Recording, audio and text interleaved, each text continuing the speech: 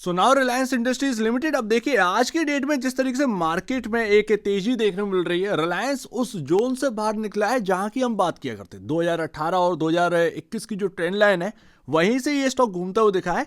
सवाल ये है कि क्या बॉटम बन चुका है, जबकि खबर भी है, एक डिमांड नोटिस मिला है रिलायंस इंडस्ट्रीज को।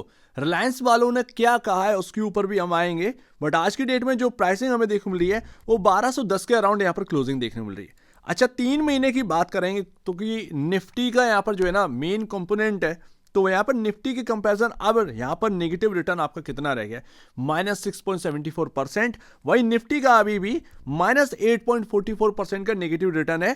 3 महीने के हिसाब से इन दोनों का रिटर्न आपके सामने है जो कि नेगेटिव है। एंड आज की डेट में रिलायंस के ऊपर बाय रेटिंग आई है। सबसे पहले बाय रेटिंग की बात करेंगे, जेफरीज यहाँ पर कह रहा है बाय करने के लिए, एंड यहाँ पर 1600 रुपए का टारगेट प्राइस रख रहा है। वहीं अगर आप देखेंगे कोटक सिक्योरिटीज की यहाँ पर बात करें तो वो ऑलमोस्ट यहाँ पर 1400 की बात कर रहे हैं।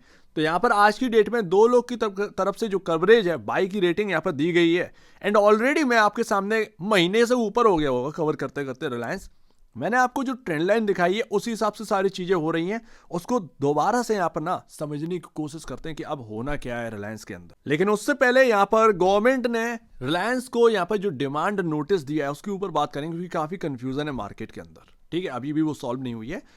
पार्टनर थे बीपी एंड ये, तो यहाँ पर $2.8 बिलियन का ऑलमोस्ट इंडियन करेंसी के हिसाब से 25,000 करोड़ रुपए का डिमांड नोटिस। अब वो किसी कंपनी के ऊपर 25,000 करोड़ का डिमांड नोटिस अगर आप थोप देंगे तो कहीं ना कहीं उसके ऊपर इंपैक्ट तो आएगा। ठीक है, लेकिन आज की डेट में ये इतना बड़ा इश्यू क्यों नहीं देखने को मिल रहा है? क्या ये खबर जो है वो पहले से ही किसी को पता थी, इसीलिए रिलायंस के अंदर करेक्शन देखने को मिला? ये अब तक समझ में नहीं आया। 25,000 करोड़ की खबर काफी बड़ी है, पर यहां पर फिर भी अगर आप देखें, इन्फोसिस एक बार गिरा था, आपका टैक्स नोटिस मिला था, याद है आपको? उसके बाद वो सुलझ गया, ठीक है ना। वैसे ही यहां पर लोग मान के ये चल रहे हैं कि गवर्नमेंट ने जो डिमांड नोटिस यहां पर दिया है $2.8 बिलियन 25,000 करोड़ का, आगे चलकर इतना बड़ा नहीं है इशू, इसको भी सॉल्व हो जाएगा। सीधी सी बात है। यहां पर दिल्ली हाईकोर्ट ने यहां पर जो है ना जजमेंट को बिल्कुल पलट दिया था, एंड ये काफी बड़ा यहां पर डिस्प्यूट है। अब old natural gas migration dispute है, इसको कहा जाता है। रिलायंस यहां पर कह रहा है कि हम यहां पर लीगल एक्शन लेंगे, चैलेंज करेंगे जजमेंट को। ये यहां पर क्या कहा गया है। अब ये जजमेंट को जो चैलेंज करेंगे ना, वो आप समझ लीजिए कि एक लंबा टाइम जो है वो खिंचेगा। ऐसा नहीं है कि एक दिन में आपका जो है वो सारी चीजें पूरी हो जानी, नहीं, ये चलेगा लंबा। क्योंकि यहां पर चैलेंज कर रहे हैं तो वो आप समझ ही रहे हैं कि कितना लंबा ये मैटर जो है वो खिंचेगा। बाद में आकर यहां पर रिजल्ट आएगा। तो वो रिलायंस का स्टॉक जो है ऑलरेडी काफी ज्यादा यहां पर टूट चुका था, इंपॉर्टेंट जगह से था, कहीं ना कहीं वो बाउंस हमें देखने को मिला है, ये एक अच्छी बात है। तो वही यहां पर है, जब ये जजमेंट ये पूरा हो जाएगा, जब ये सुलझेगी बात, जो भी इनके फेवर में आ रहा है या नहीं आ रहा है, तब वो रिएक्ट करेगा। बट आज से यहाँ पर जो है ना उससे थोड़ी सी दूरियां बनाई है मार्केट ने इस खबर से, ये बात यहाँ पर है। कॉन्ग्लोमरेट यहाँ पर कहते हैं, ऐड करते हैं कि that it does not expect any liability on account of the demand notice, so that's ये स्टॉक रिकवर किया। एंड देखिए सबसे बड़ी बात ये होती है कि क्या बॉटम बन गया, क्योंकि काफी बड़ी गिरावट थी, क्या बॉटम बन चुका है? देखिए ये तो आगे पता चल जाएगा। अभी जो रेजिस्टेंस यहाँ पर जो है खिंचे हुए हैं ऊपरी ओर, जो कि 2018 वाली ट्रेंड लाइन, वो जैसे क्रॉस होगी एंड उसके ऊपर की जो रेजिस्टेंस कटेंगे, उससे ये समझ में आ जाएगा कि भाई बॉटम बन चुका है या नहीं बन चुका है। बट जो निचले लेवल से घूमा है, काफी इंपॉर्टेंट एरिया, काफी इंपॉर्टेंट जगह थी। मैं ऑलरेडी आपके सामने ये बात रख चुका हूँ एक लंबे अरसे से। एक लंबा अरसा बहुत बड़ा होता है, मतलब 1 महीने से यहाँ पर जो है आपके सामने बात रख रहा हूँ। इसी जगह से बॉस ये घूमा है, ठीक है, तो ध्यान रखिएगा। ये इसका जो लो है ना, लो, इसको आप जो है ध्यान रखें, जो लो लगाकर ये रिलायंस घूमा है। एंड देखो बॉस, मैं ऑलरेडी आपको बता चुका हूँ, चाहे आप पी रेशियो में आ जाए, इंडस्ट्री पी देख लीजिए, प्राइस टू बुक वैल्यू देख लीजिए, रिलायंस क्या एक डाइवर्सिफाइड कंपनी है, उसके अंदर कई सेक्टर की कंपनियां आती। आप इसको देखकर ज्यादातर नहीं चीजें समझ सकते। ये काफी बड़ा डिसएडवांटेज होता है एक डाइवर्सिफाइड कंपनी का, कि आप बहुत कैलकुलेशन करनी पड़ेगी तब जाकर आपको समझ में आएंगी। अदरवाइज आप यही सारे फाइनेंशियल इंडिकेटर देखकर इस कंपनी के बारे में नहीं समझ सकते कि ये स्टॉक महंगा है या सस्ता है या बहुत सस्ता हो चुका है। ये फैक्ट है। ये ऑयल का है, आपको मैं बताऊं, ये सिर्फ और सिर्फ ऑयल का चल रहा है, माफ कीजिएगा, ये ऑयल का चल रहा है। ऑयल का यहाँ पर जो है आपके सामने, आप बता लो क्या यहाँ पर जो है आप देख लेंगे। लेकिन बुक वैल्यू से आप समझ सकते हैं कि हाँ भाई सस्ता है या नहीं है। तो ऑलमोस्ट एक फेयर वैल्यू के आसपास हमें जो है रिलायंस इंडस्ट्रीज का स्टॉक देखने को मिला है। 1.91 टाइम के आसपास की बुक वैल्यू हमें देखने मिल रही है। बाकी म्यूचुअल फंड का डेटा आ चुका है, मार्च 5 से ये डेटा आना स्टार्ट हुआ है। हर महीने की 5 तारीख से 10 तारीख के बीच में ये डेटा क्लियर होता है, बट अभी तक जो डेटा आया है फरवरी का, उस पर आप नज़र डालिए।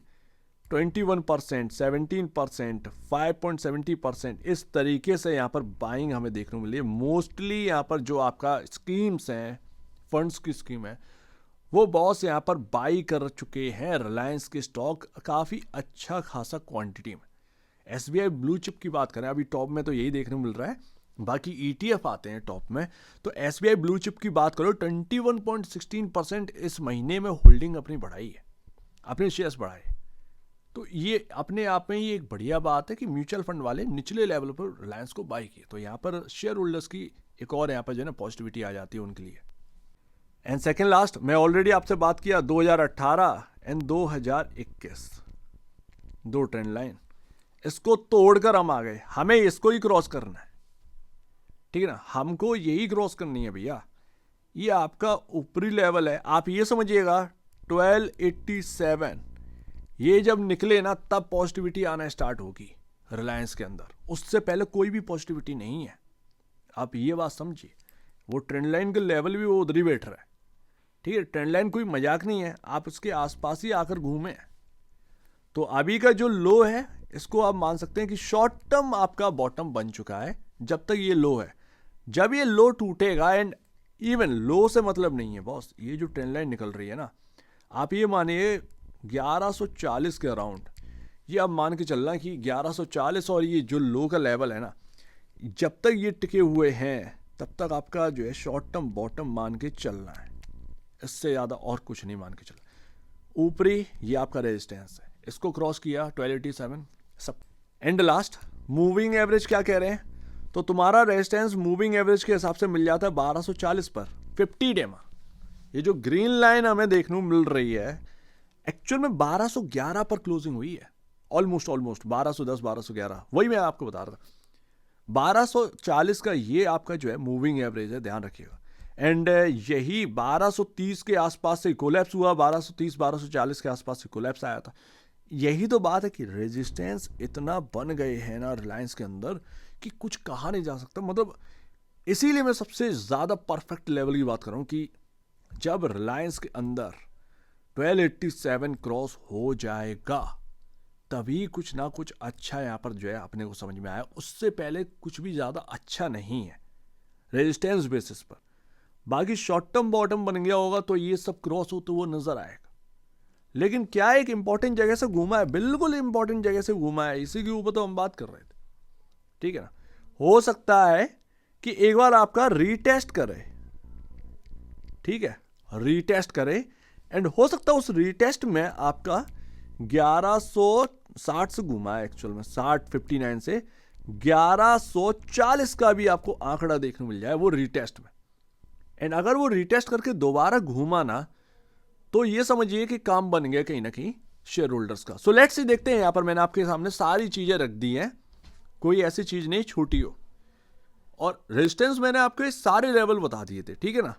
तो ये है अभी, बट अगर आपने बाई कर रखा है निचले लेवल पर तो ठीक है ना, कोई दिक्कत की बात नहीं है, आपने एक अच्छी जगह पर बाई कर रखा है। सो उम्मीद है काफी कुछ आपको समझ में आया होगा। एक बार निवेश से पहले या बेचने से पहले अपने ब्रोकर एडवाइस से जरूर सलाह लीजिए। खुद की स्टडी रहेगा, उससे बेहतर कुछ भी नहीं है, खुद की स्टडी ही मस्ट है। तो आप बीच में वीडियो देख लीजिए। बहुत धन्यवाद दोस्तों।